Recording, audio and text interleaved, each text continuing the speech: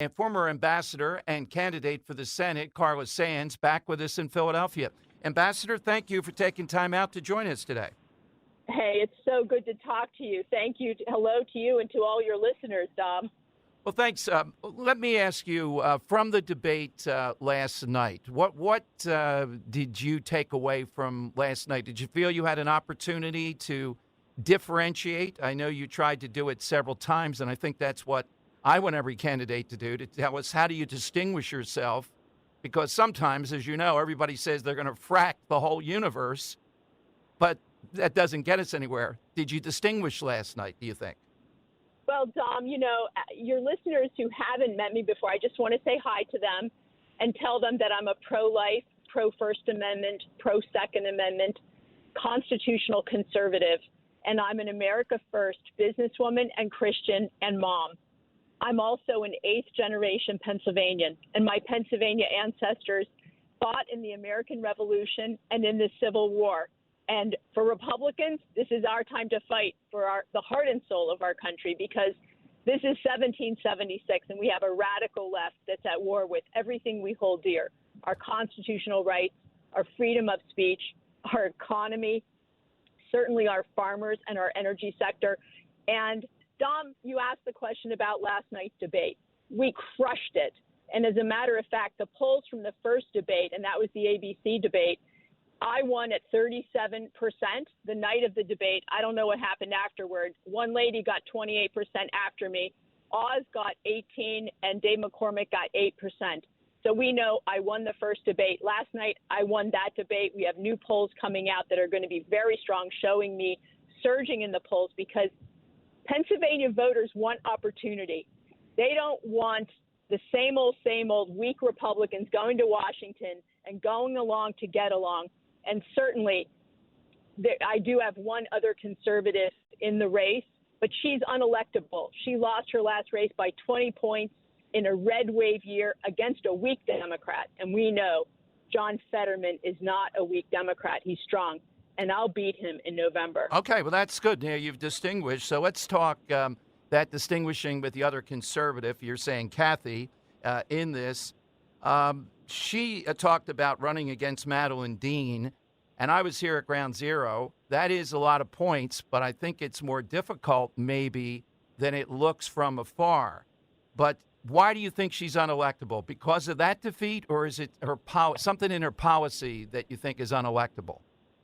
Well, she doesn't have much policy. I mean, shame on the media for propping her up and propagating the identity politics that she's pushing. It's shameful. Here's what we know. We have to beat John Fetterman in November. We have two conservatives in this race. One who understands foreign policy, defense policy, trade policy, who can go toe-to-toe with him. And then one other person who's not qualified. We have to win. She lost her last race in the best year since 1953 for Republicans. We had the best year since 1953.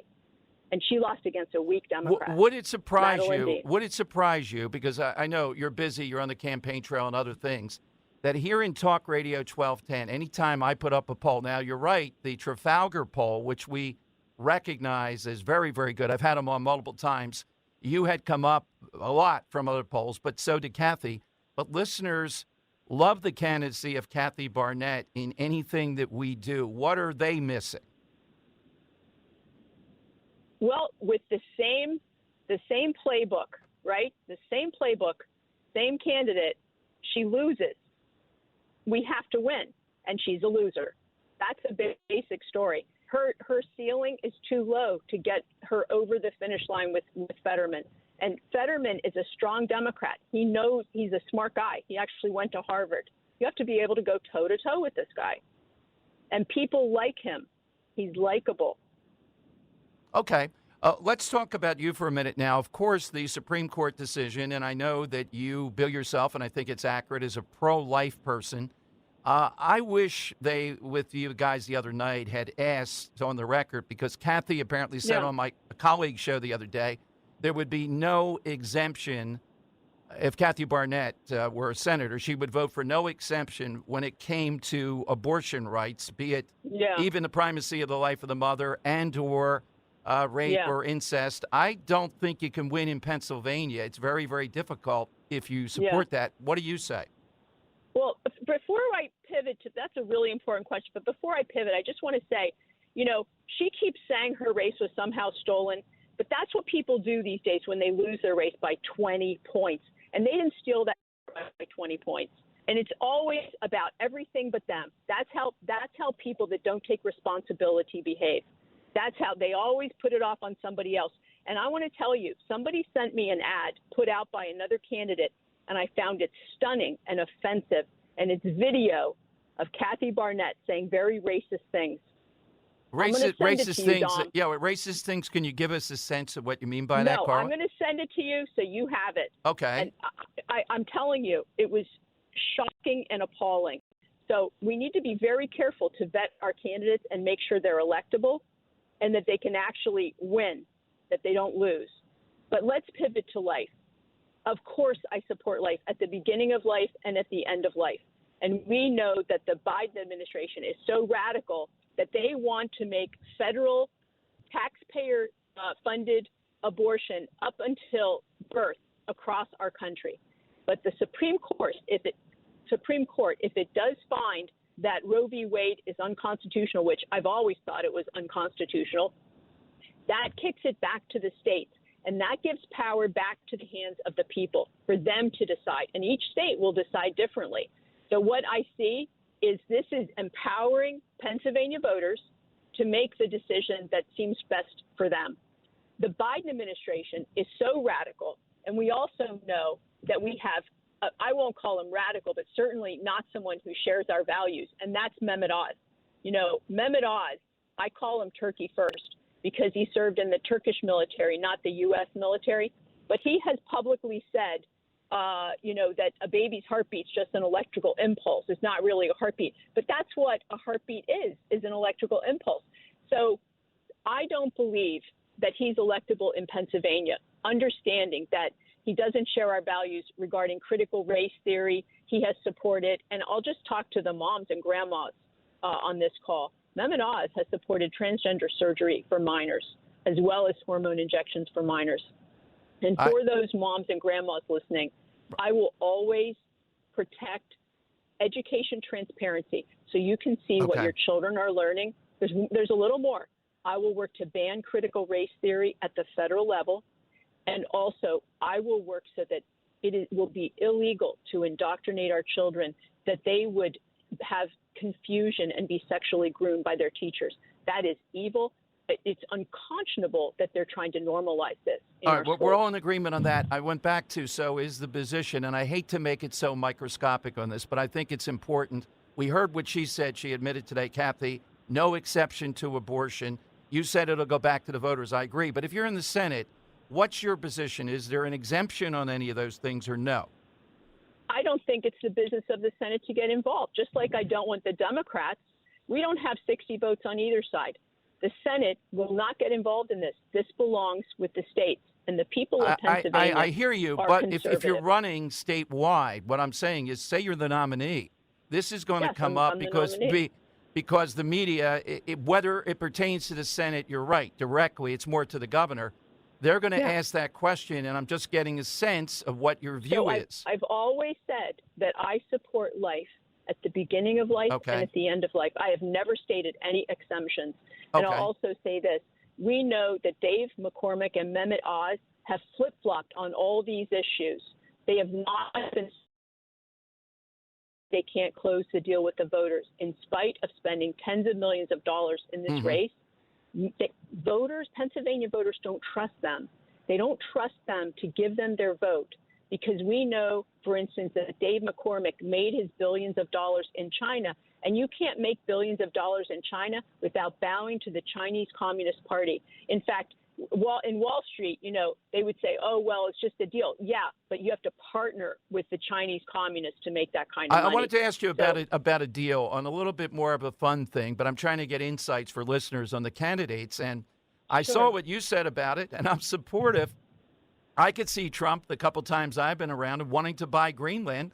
And I say, why not? I think it's of strategic value, and I think you said something like that.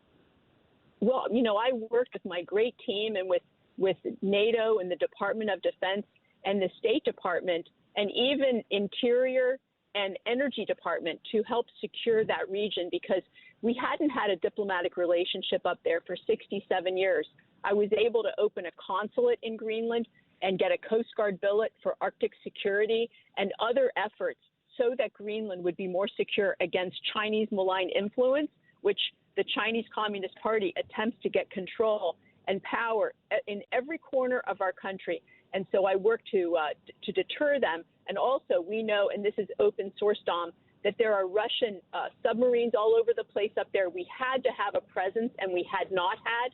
So I was able to get that. For instance, when I visited the Faroe Islands, and they're in that subarctic area, I learned that they hadn't had a ship visit from the American Navy in 30 years, but Russian military vessels were there all the time. So I got the Navy to go and visit.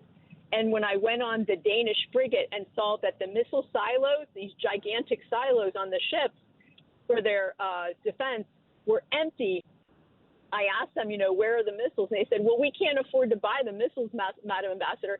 And this is a rich NATO member European country, hadn't bothered to buy missiles for their missile silos. Who do they think is going to defend them? I mean, exactly. It's unbelievable. And so they give their people free health care and free college, but they don't want to pay for their own defense. They want American taxpayers to pay for that defense. So I'll fight in the Senate so that our European allies pay their fair share, so that Americans have more of their own money to spend. But Dom, the thing that's really bothering me the most, besides the fact that we have crime in our streets and we have to punish cities, fund the police so that they behave themselves and fund their police and make sure to keep How would criminals you off do the that? Because you're talking my language when it comes here to Philadelphia. How would you punish a city like Philadelphia? The left only understands power. So we have to find a mechanism to punish them either with fines or withholding funds until they behave themselves. And I'll also say this. Our families, our working families, and our seniors, and if they're listening, I'm really talking to you. I will fight in Washington to stop the out-of-control spending that is causing the inflation to skyrocket and causing everything to cost so much more.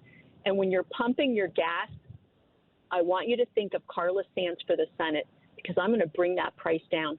I'm going to fight to expand our energy harvesting and moving and bring the cost of fuel down. But when we stop the out-of-control spending in Washington, that's also going to help bring that inflation down. You've been very generous with your time. Where do we Dom, find you? I want to share my website. Yes, please. That's where I was going. CarlaSands.com. Carla Sands for the U.S. Senate. I need your help. I'm asking humbly for your vote. Please vote for Carla Sands on May 17th, and I will fight for you, and I will work harder than anyone you've ever hired to represent you in the Senate, because I'm a hardworking Pennsylvania girl, and I won't let you down. I'll put America first and Pennsylvania first every single day.